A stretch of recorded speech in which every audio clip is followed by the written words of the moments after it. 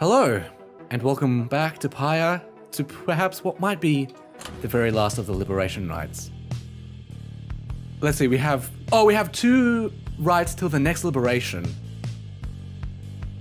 Okay, that's good to know, so I can knock somebody down. I don't want to be fighting the chastity during the next liberation rite. So if I knock them down, it would be my pleasure, to be honest. The stars continue, this is my writing. The stars continue to vanish. There cannot be many opportunities at liberty remaining. The others grow anxious. Not all of them shall make it out of here. Then we shall keep each other's company. Who shouldn't we let out? I'm not sure. If not all of us can leave. Kalemo. Sure, why not? This guy should be easy enough. I'll have to think about who to let go. Oh, this is tricky. Because people like Hedwin and Ruki, I definitely want to see them go. Very well then, reader. Once more you shall face manly and the chastity when next the stars align. We may set course for the Isle of Kalemo at dawn. For now, please get some rest in the remaining dark of night. Of course. Hey, Ruki. First, Sandra, sweetheart, please speak to me. Why do you refuse? Why won't you let me love you? Deep down inside, I still love you.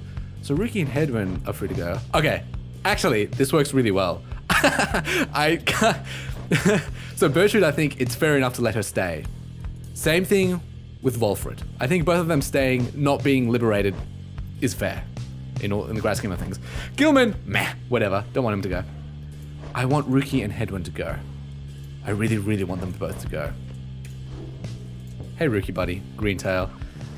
Typically, Ruki would be fast asleep by this late hour, yet he is wide awake now, although staring off at the unseen. You startle him somehow. Hey sister, I don't know, feeling weird or something. Here, I guess.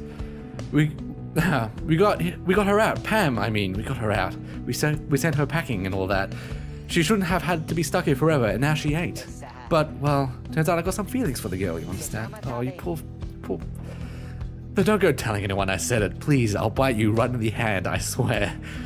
He looks at you in a sheepish way. Look, sister, I know I ain't her type. It's just, well, we all got these stupid feelings and we're stuck with them. And that's just how it is. She's got plenty of her own, I bet. Once in a while, feelings like that happen to be shared, but it's all just a roll of the dice. A girl like that, she won't think twice about old Ruki Greentail once she's back there sitting pretty on some tower there or something. He sighs, staring off into the distance. I just hope they let her fly again, you know. I just never met anyone like her, is all. Never even really had the guts to let her know. Oh well, just how it goes sometimes. I just hope that she gets on okay, is all. Unrequited love. We've all been there once, right? It's okay, Ruki, I know the feeling. Sadly. And this is gonna sound pretty stupid here, but then who cares? It's stupid, but I'm thinking that if I ever get out of here myself, why, I'm gonna track her down and... Well, that's about as far as I've figured it at, sister. Anyway, thanks for the ear. Oh, and thanks for making sure we beat those essence bozos. Yeah, thank fuck. And now with Pam back home, I bet the plan of ours is in the bag. Maybe she can finally get her family stuff sorted while she's at it too. Now then, I'm beat. Good night. Oh, he hurries off with a laugh. Before you can respond to anything he said, you sense, however, that some small burden has been lifted from him now. As for Pamitha, you hold out hope that she will find her way there in the Commonwealth somehow. Yeah. How many rites remain? Dude, I don't know. Actually, there's probably a way to check. There must be a way to check. Wrong play. Oh, bollocks. The planner. It will tell us how many liberation rites remain, right? I should be able to get Hedwin and Ruki out of here. I think get Ruki out first. Hedwin might be like the last guy to get out. Maybe. I don't know. It frightens me. Getting someone trapped here. I think Ruki and Hedwin, the original trio, the OG trio, they deserve to get out of here. They deserve it. There's no... Oh god, look at the lighting. There's no time now to return to Moonlight Alcove as before, as the stars already urged you on. Everyone is ready to make haste for the Isle of Kalemo. Sweet Jesus, already. Let's go. And with the sick music. Yeah, you can see, like, the scribes wouldn't have wanted this to be built up the way it is built up now. They're very respectful and very humble people. Wolfred approaches as you fly above the hidden lair at the Moonlight Alcove. You cannot help but wonder if you shall ever return there. Our dear Alcove. I ask my agents to break down the place. It soon shall be gone if it isn't already. We shall not be returning. We've not the time to do so anyway, and with Oralek back among the living now and no longer fond of me, I dare not think what he would do with it. Unfortunately, hiding places are of little value once they're found. Once all of this is over, those of us who do manage to return, we shall have to find another place to live, to try to live at least. What about the plan? Will our plan succeed if not everyone makes it out? The scribes are generally humble people. After 800 years of conducting rites, the triumvirates would have built up, out of respect, various structures. I could be sprinting right now. Of course, doing the usual, checking out for any... Oh, hello. Oh, the accusers. Hey, hi, speak to me. Okay, no, just cuss at me then, huh? Hey, you. Hey, I want to rumble here now, huh? No. Did I verse you a second time? I believe I didn't verse you a second time. What am I thinking? Ain't gonna take us down like last time. Too bad. We all got somewhere else to be, though. We tempers sure flattered that you took the time to ram into us again. Be seeing you around. Sure thing. Please speak to me. It doesn't... Can I check my planner? No, I can't. Doing the same old, just checking out for lore. Again, we return to the Isle of Calama. Hidden in the storm, I have met very few who knew of it at all, much less have walked upon its stones and sands. The disconcerting tales of the demise of Calama Ropecaller, who met his end there on that isle, the imps that swarm and breed across the place today, seem not to mind. Having paid witness to the rites firsthand, they have become rather obsessed with it. I sometimes wonder if it is more difficult to conduct the rites with such a boisterous audience. May the chastity find their way shortly, so that the imps may have contests they desire. No, speak to me. Oh no, withdrawn. I don't wish to see you. Let's make a decision. Good supply of stardust, maybe. That could be good. Or vocations. Should I level someone up? Stardust to upgrade. No, I don't think I'll need to upgrade, because selling Triesta's plume will net me something like 170 gold. That's plenty of stardust, I think. Yeah, sure. We'll pursue our vocations. We'll level up someone, I think. Survey the... wait, no. Please. Fine. Don't speak to me. I never loved you anyways. You volunteered to survey the tumultuous waters around the Black Wagon together with Hedwyn and Sir Gilman. Let's go have a look around then, my friend. Sir Gilman's ready to go. The search turns up nothing much of note, though wandering with Hedwyn and Sir Gilman provides reprieve from a long day on the road. Together you return to the wagon in somewhat better spirits. You should have time remaining with which you may pursue your vocations. You look a little worried. Dude, I've been thinking about Hedwyn recently. Well, no joke, while I was going to bed. The dude's a handsome fella. He is handsome. You find Hedwyn rather lost and thought about something. He looks over as you approach. Oh, hey, my friend. Love you, buddy. All right, so what's it going to be? He points in the direction of his cooking tins strewn over in the corner of the wagon. One of life's small comforts around here is we get to eat. Not a day goes by that I'm not grateful for it, but there's only so much to choose from, whether here in the Deathless Tempest or anywhere around, I guess. Oh, okay. Anyway, I was just having trouble trying to decide what to cook. Just had fire caps again last night, and those never seem to sit that well with everyone anyways. There's no more glopgil. Not that anyone but Tizo ever liked that stuff, and I feel like we've been having gutter crabs every day for months, so I'm not too excited about that. This is where you come in, and no consulting books or stars or anything, just you and me, here and now. What am I making? You decide, because I can't. I know there's a lot of serious stuff to think about these days, but so help me, no one's struggling to regain their freedom on an empty stomach. Hedwyn, best mum. A fillet of slurch. And a quiet taste acquired mostly through a prolonged and desperate stay within the downside. No, because no one here has been that long, except maybe Volfred and Bertrud. There's silt porridge, a notorious dish that Hedwyn has perfected to the upper limits of its capacity to not be terrible. That seems like a safe bet. Gutter crabs, this inoffensive option has the added benefit of putting some lucky gutter crabs out of their misery. Silt porridge. You ask that Hedwyn prepare another batch of his silt porridge for the group. He eyes you warily as you request this, searching for any trace of irony. All right, my friend. Never took you for a silt porridge type, but so be it. Hey, look, I'm trying to be utilitarian. The least amount of harm causes to the least amount of people. I guess even after all this time, we still have much to learn about each other. Now, lend me a hand here with the stuff, would you? I love your music! As you assist Hedwyn with preparing the silt porridge, the two of you get to talking about the past, the reality of cooking and the downside, as a way of making him nostalgic. Life on the Blood Border wasn't that much easier than trying to get by down here. The High-Wing remnants could swoop in at any time. They were so good at picking the worst possible occasions for us. The time they showed up, and I was nowhere to be found, I must have told you about that. On the contrary, he seldom revealed much about his past to you. Well, either way, I don't think I ever told you about Thicani. Pamitha. Yeah, it seems that Pamitha Triesta. It seems that all the harps have 3-syllable names ending in a vowel. I was riding to relay an order when she called me out in the open. She could have had me, but we just stood there, you know. I'd never seen anything like her. And her voice, she says to me, you ought to be more careful with your life. And I just say, I'm not the type to say such things, but it's all I could think of looking at her. So then I just tell her it was worth the risk. Anyway, she spared my life, of course, and when we saw riders heading towards us, I looked at her, and she took hold of me, and we just took off. I didn't want to leave her, and I didn't for a while. He trails off for a while. Soon after I came back, I went off in search of her again. This time, though, the risk I took, a lot of people paid for it. The harps attacked when no one was there to raise the alarm. A few days later, Hedwyn the deserter was sentenced to exile. And now, he's about to cook some salt porridge. Thanks for your help, my friend. I can take it from here. See you shortly. He heads out into the afternoon. You sense he feels more at ease after having spoken with you. Yeah, you might play the next rite. Yeah, roster bio. Let's read through that. I know we just heard it all, but let's read through it. He's an outrider. They ensure the High-Wing remnants never flew far from the mountain nests. Those who served on the Blood Border were taught always to watch the skies. Lenoriel was born on the 29th of June, suggesting he's devoted and faithful. Lenoriel, which one is that one? Not too sure. Crime, dissertation, he fled the Blood Border's north front without leave and did not return. Insurrection and years exiled 5. Dude, Jodariel was like 9 or 12 years. You're gonna start becoming a demon soon. While serving on the Blood Border by chance, he had a run-in with a lone enemy harp. They each felt a powerful connection and escaped together rather than fight each other to the death, as would have been expected. What would that look like? A fight between Hedwyn and a harp?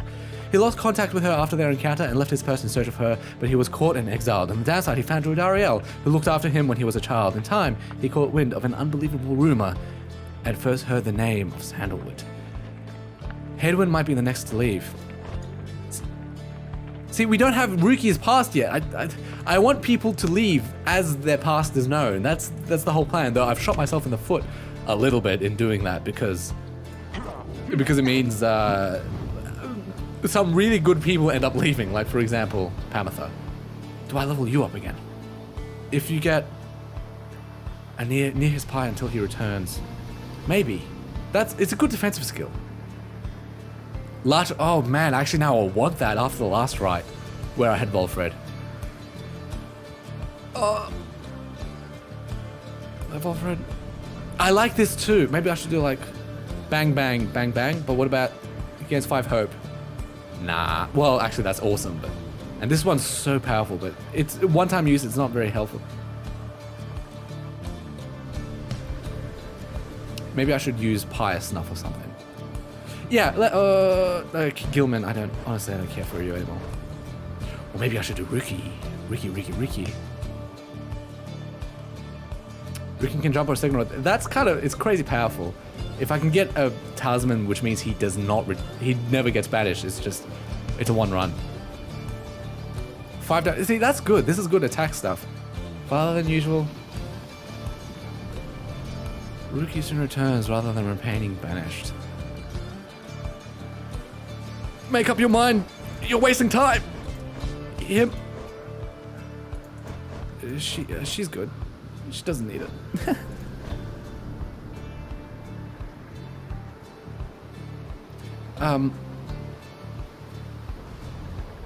Fast moving howlers, that might be fun. I'm wasting my time here.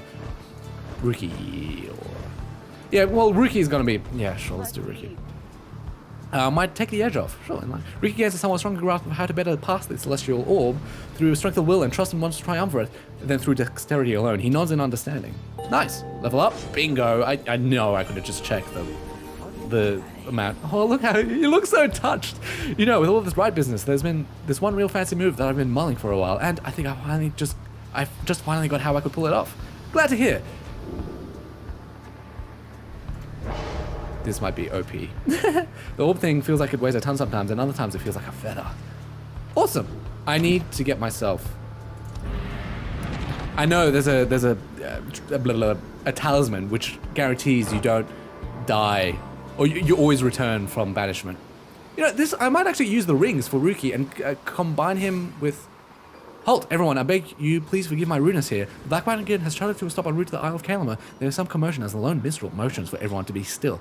Someone is there, along our path ahead. He points into the distance. However, when you scan the horizon, everything is still.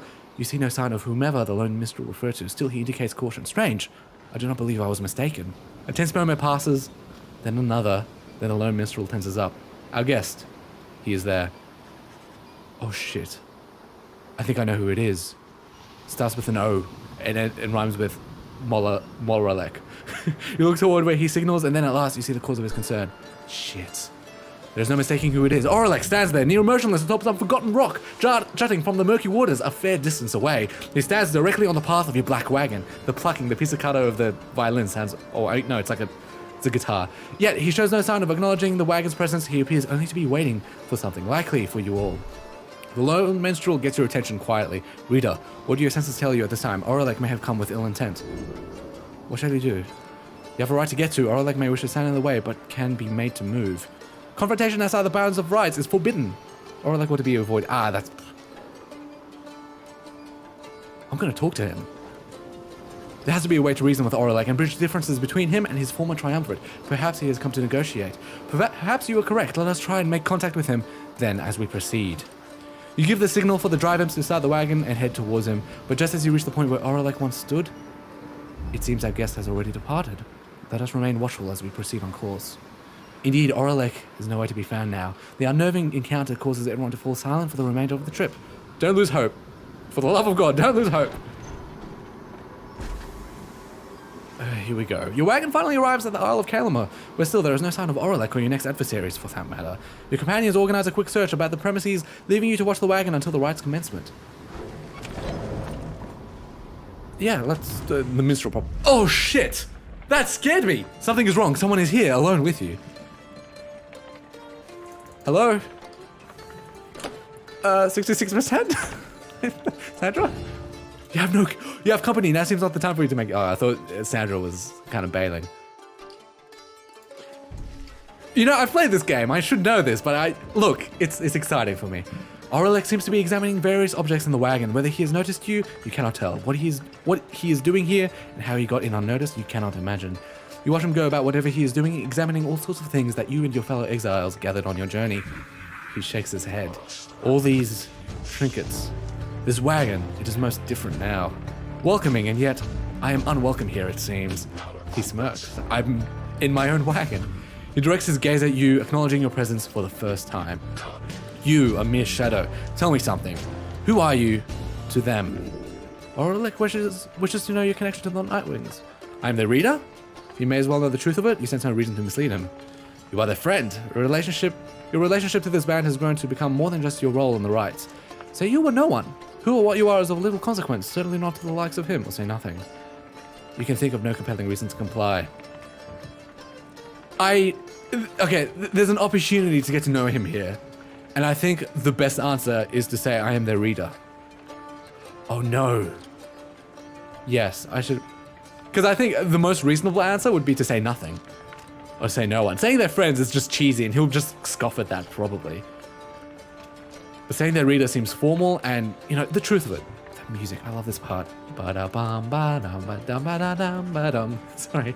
You tell them that your role among the Nightwings is as their reader. You have traveled alongside them for some time and bear the book together with the others. You are a fool then, reader. You let them use you willingly. Relate to them a message from me, Shadow. Tell them I shall have my night. He strides past you towards the door, but then he turns to you again, once more. I shall have my night. Then Orelek is gone. Hey!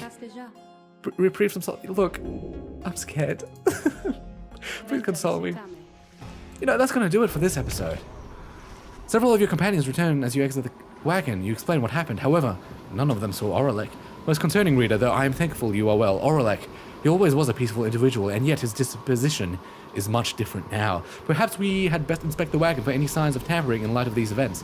And you and the others conduct an exhaustive search in and around the black wagon for any signs of objects missing or tampered with, as well as signs of damage or foul play. The search yields nothing.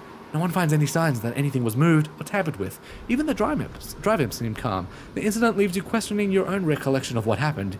You try to clear your mind, for the rite is soon now to commence. Thanks so much for watching. That does it for this episode. Stay tuned. A rite coming in future. I worry about this rite, so stay tuned, definitely.